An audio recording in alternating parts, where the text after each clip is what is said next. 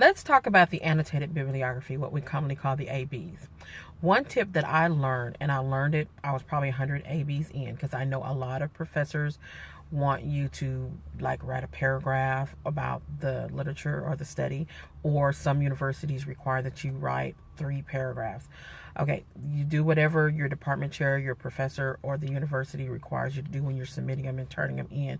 You might have to do a separate set for yourself, if that is the case.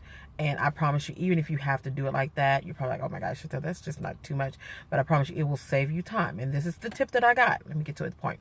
The tip that I got was that, look, write your annotated bibliography as if you were going to copy and paste it exactly into the literature review. That means you are having the citations already in there. The references are totally APA format. They should be anyway.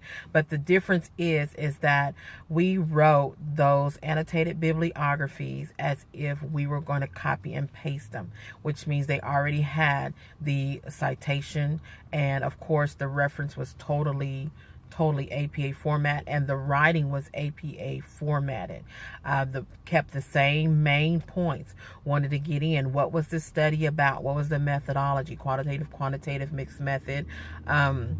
The particular design, phenomenological, case study, ethnographic, what type did they use, surveys, interviews, what was their sample size. You want to have that information, and you can put that basically almost in the first 2 sentences. You can get that information in.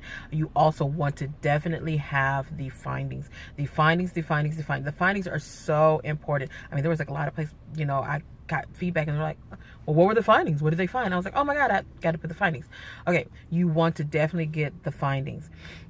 I said before, like 3 sentences. I mean, in 3 sentences, you can really get to the point of get all that information. The last sentences is saying what you particularly found in that literature and move on. That was just what I did. It was very helpful. I was able to copy and paste that stuff into my literature review. You will have to add some transitioning and some conjunctions in there to put it together with your comparisons and stuff with the other authors, or to make the format flow. You will have to add some flow into it, is what I call.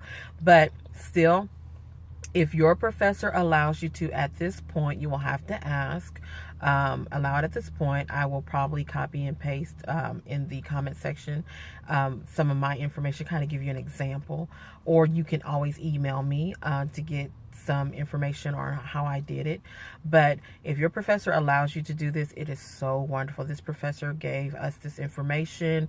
It was late on for me, and I really wish I would have had it in the beginning. It did save me a lot of time. I was, like I said, I was over 100 something ABs in, but it did save me some time in the long run. I thought this was probably the most wonderful advice I had gotten from a professor at my university.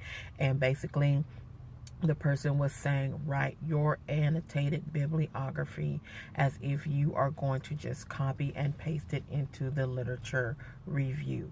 Full, complete sentences, totally APA formatted, and with citations. You're saying, well, shit, that's how we do it. Well, what I'm saying is we don't put the little citations in there. We don't write it like that when we do. So this was like, I'm saying, copy and paste it from your annotated bibliography to the literature review. It makes things so much easier. It worked for me. I hope this will work for you. Please let me know if this helps. Thank you.